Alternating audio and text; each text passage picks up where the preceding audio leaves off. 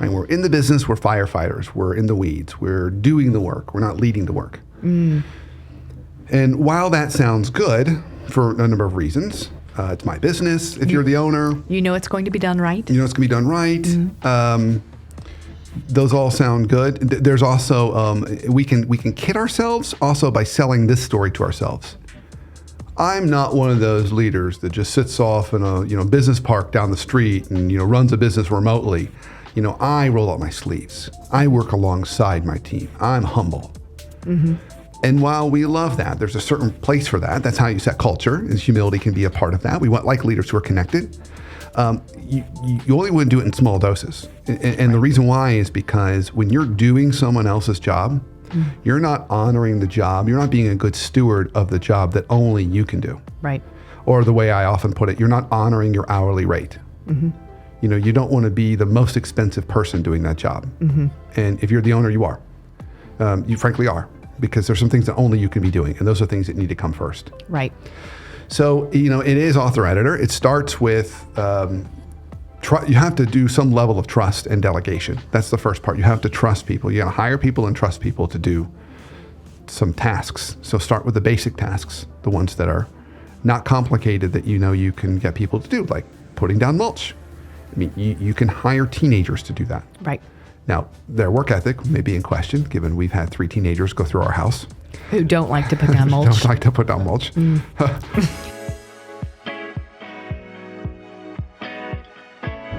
Hey, everybody. On this week's Workplace Therapist podcast, of course, I'm your host, Brandon Smith. We are taking on not only some of your questions, but general issues and challenges we've been seeing as we've been walking around the world. And so it's one of our Ask the Therapist segments. And so to join me on this episode today, I have my beautiful, lovely wife, Emily. Em, how are you? I'm good. Thank you very much. And Em's still a little edgy because I just played a practical joke on her. But we can't tell you what the joke is. We won't. But she just told me she's going to get me back. If anyone has a great idea, email me. But so it's one of our workplace therapist shows, and typically we have writers or readers or audience members write in and ask a question that we usually present to you, but we're not going to do it that way this time. Just to let the audience know, I had the opportunity. Was that last month? It's like 3 weeks ago. A couple weeks ago. 4 weeks ago. Yeah, depending upon when this show, because of course these shows, as we know, are pre-recorded. So depending upon when we drop this show, several weeks ago, in July 2022, the NAPA Expo finally got to happen. It was originally planned for 2020, but of course got delayed. And originally I was not slated to go with you, but because your book had just dropped, I said, I'll go with you. I'll help promo the book. We'll do what we can. We'll have fun. And so for the first time in my life, I got to actually watch you present, which that was fun. And I got to be in the audience and kind of see how the audience responded to your presentations. And from there, I just had a great time. I had a great time really connecting with the people there. And just to give people a little context, this is a really big. It was a huge 18,000 people. Was it 18,000? It was 18,000 people. So huge. Las Vegas was happy to have. Took over basically all of the Venetian Hotel in Las Vegas. Took over 4. Remember the Wynn? Yeah, because they had the Wynn and they had a couple others. All where people were staying. And so these are all folks that are tied to NAPA in some way. So NAPA is known for auto parts. So they've got their naturally the NAPA auto parts and auto parts stores, and they had a representation there of store managers. But then they also have their auto care owners. Right. So these are independent mechanics that own auto shops. Right. All over North America and international. And so those owners license the NAPA brand. So they get a relationship with NAPA, and it allows them to purchase parts, and it just kind of builds that partnership.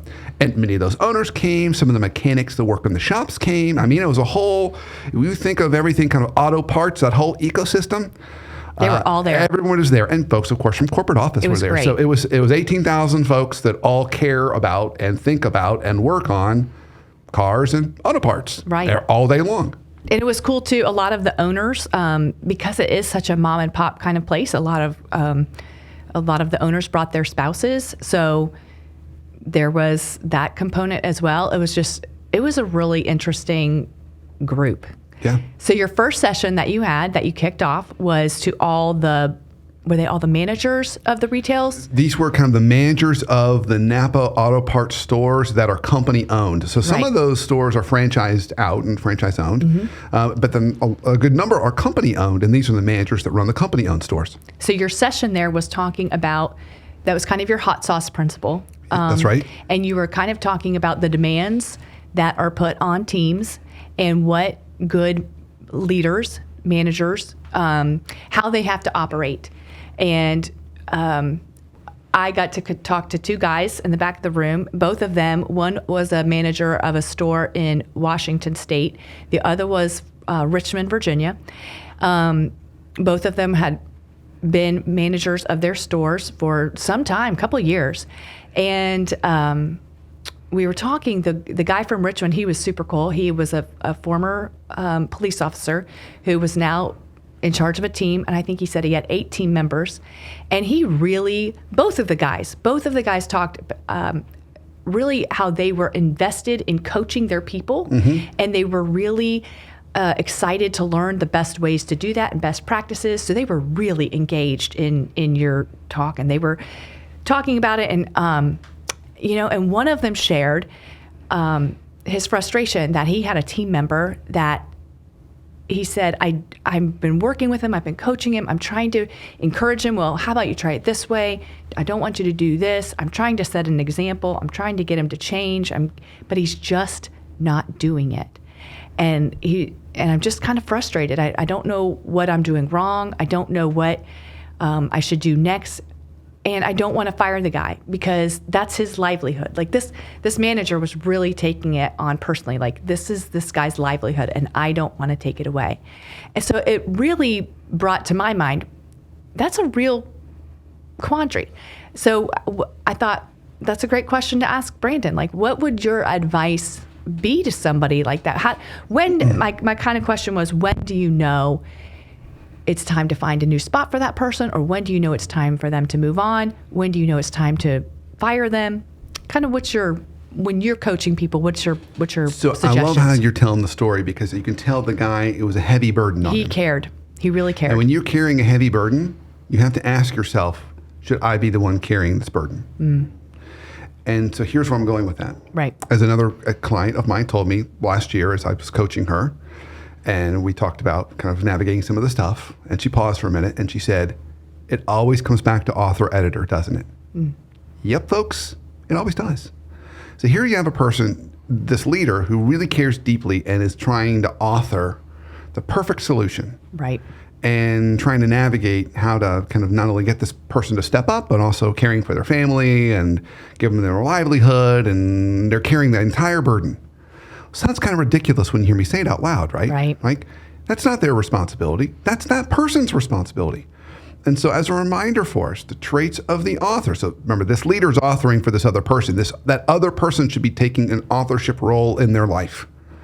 When we author, we do 3 things. We take ownership, we show initiative, and we display critical thinking. We take ownership, we show initiative, display critical thinking. That leader needs to flip to be an editor. And the way they do that, and remember, the first job of the editor is they set expectations. They have the conversation. They should sit down. My counsel would be sit down with that employee and say, let's call the employee Joe. Say, hey, Joe, you've been working here for, do you know how long it was? I don't. Let's say 6 months. Let's say under a year. Let's say 6 months. Joe, you've been working here 6 months. And you and I have had a lot of coaching conversations around performance, but to be honest with you, I'm a little frustrated because I really need you to step up to this level. And for whatever reason, you seem to be hesitant to do that. And I don't know what to do. If this continues, this just isn't going to be a good fit for you. But I'm very concerned about your livelihood and your family. And I want this to be a great place for you to not only feel like you're making a difference, but it also is meeting all your financial needs. But I'm frankly stuck. I'm not really sure how to get you there. And if we can't get you there, you're going to need to find another home. That doesn't need to happen tomorrow or the next day, but I really want to spend some time today thinking together on what do you need to really get you operating at the level that we've been trying to get you to operate at. Just have the honest conversation. So at that point, do you set up, a goal date? Do you set up goals? Do you set up deadlines? Do you set up like benchmark dates? What do you? Yeah, but I would go one before you do that. Remember, you're in the proper author-editor relationship as a leader when your direct report brings you something to react to. Right. So as long as Joe says, I don't know, what do you think I need to do? And the leader takes the bait and writes the plan, there's no ownership, there's no initiative, there's no critical thinking. Joe didn't do anything. Joe just said, what do you think you need me to do? And then you wrote the plan. They're not bought in. So first step is, Joe, let's talk about it today, but I want you to think about it over the weekend. Come back to me and say, and just give me either write a plan down or have some ideas that we can talk about. Bring me something. Okay, so Joe needs to bring something to start it. And if Joe brings nothing. Joe, I noticed you didn't bring anything. And it makes me think that either you just don't know and you're uncertain, or you're just not ready to commit to this place. And if that's the case, then maybe we need to think about transitioning sooner. So now we go from author-editor to hot sauce. Yeah. Now we create a little urgency. And one of the ways we create urgency is kind of worst case scenario, right? Worst case scenario is, hey, Joe, you're going to be unemployed here pretty soon. And you got to put a time on the calendar to make urgency happen. You can't just say sometime in the future. You can say, Joe, it looks like maybe if we can't figure this out by the end of this month, this is going to have to be the transition point for us. So we've got until the end of this month to get a plan in place and get you working on it. Otherwise, we're going to have that conversation, and I really don't want to have it. So while these books seem very separate and independent, they are sister books. They connect with each other. Right. And so we start with author-editor. We don't want to use our hot sauce yet. We want to get the seats right. But if we can't get that person moving, as I've shared before, I had that client say, I know I need to light a fire in my people, which is inspiration, but sometimes I need to light a fire under them too, which is urgency. Right. So if we can't get Joe moving after we've reset the seats, time to give him a little hot sauce. So you don't necessarily put the time frame in place then. You're not saying... No need to use urgency. No need to use hot sauce until Joe has failed in the author seat. Okay. But you give him that opportunity Yeah, first. because it could very well be... Here's the first... I can't tell if this is a Joe problem or this is the leader's problem. Right. At this point, I can't tell. Right. The leader's trying to puppet a lot of things. Trying to control. Yeah. Their intent is good, but they're puppeting things. Joe's just the puppet. And then they're complaining, and then they're wondering why Joe's not operating more independently. Right. Well, take the strings off and then see what happens. Cut the strings. Well, that's great because that segues into the next. Then one of the next sessions that I sat in was, I think, an author-editor. That one was how to go from working in the business to on the business. And that audience tended mostly to be store owners. I think mostly tended to be that. It was a slew of different people. But I got to sit next to Lane, who actually owned 2 stores. He was a franchisee of 2 stores. And in that session of yours, which I, of course, had never seen before, and I was riveted by your story, which was a great story because I lived through that story with you. And that was back in the day when you had a position with Chick-fil-A and you had done a study of all the most successful operators at Chick-fil-A. And you really studied each and every one. You interviewed all the operators of Chick-fil-A, the ones that were the most successful to the ones that were not so successful. And you and your team were looking at the behaviors of the operators and what did they have in common? What did the most successful have in common and what did the least, and everybody in between?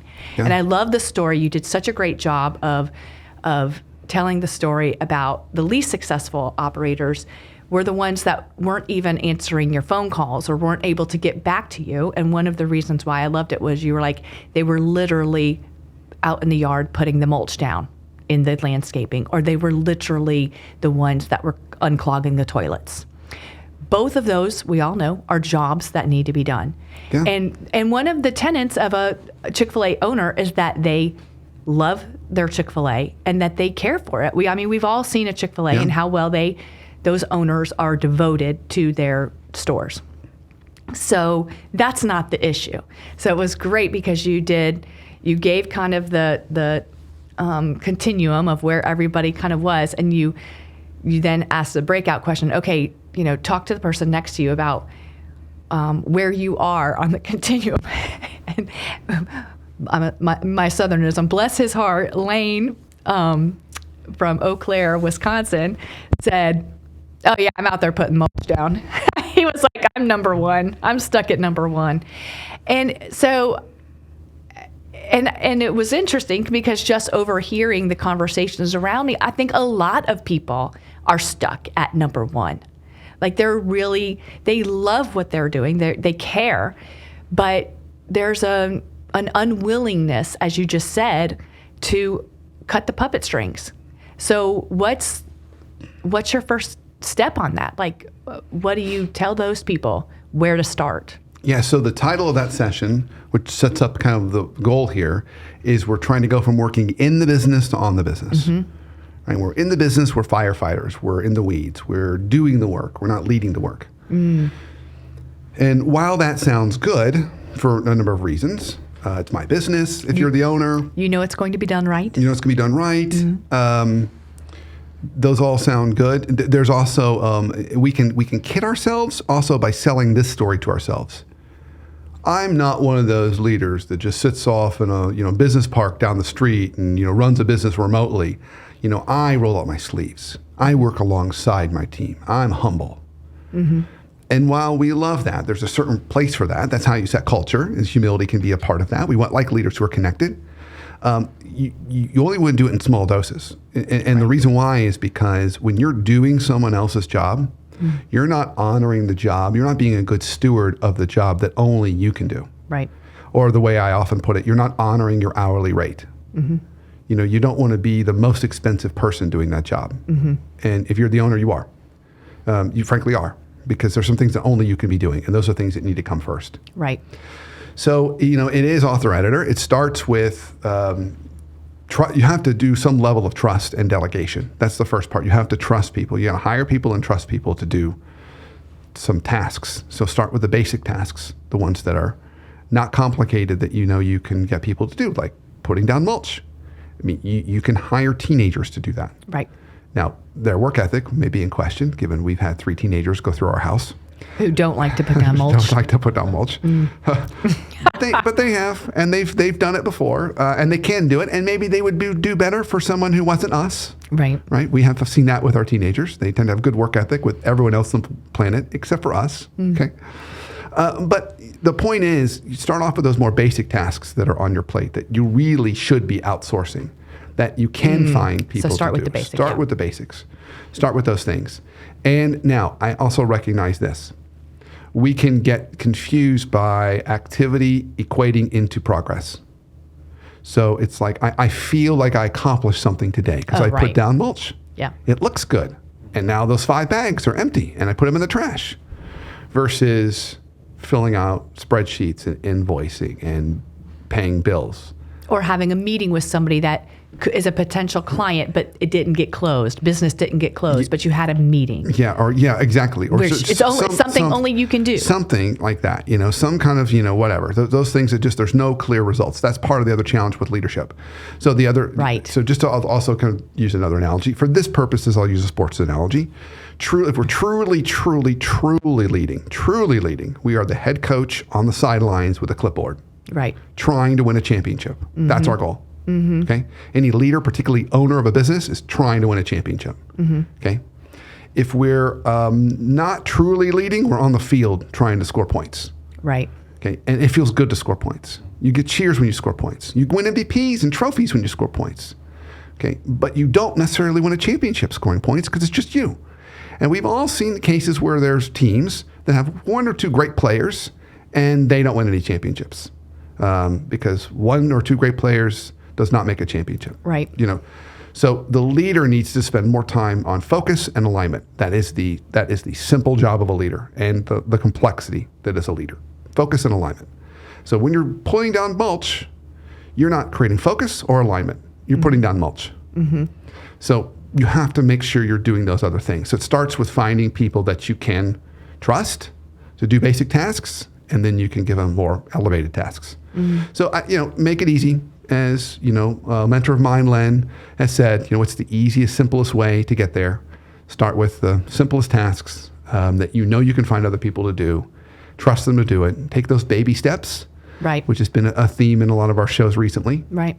and work that way. Yeah, just practice But it. just, get that self-awareness first on what's the stuff I need to take off the plate, trust, take the baby steps, and then go from there, knowing your ultimate job is to get fully on the sidelines with a clipboard. The best Chick-fil-A operators are on the sidelines with a clipboard, and Yeah. they win championships. Those stores just absolutely do amazingly well in revenue and profit and their engagement in the community. Right. They win on all those fronts. They have the highest employee engagement, highest customer engagement and retention. They've got the highest profitability and highest revenue and highest quality scores.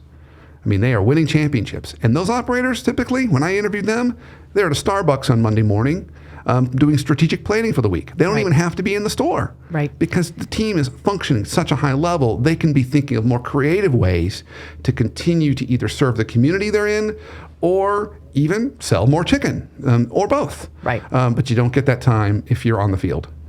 Well, it goes back to that. The word also that keeps coming up recently is the agency. The operator has granted those teams, they have empowered them, they have given them authority, they've given them agency to run in a way that, they know works for them.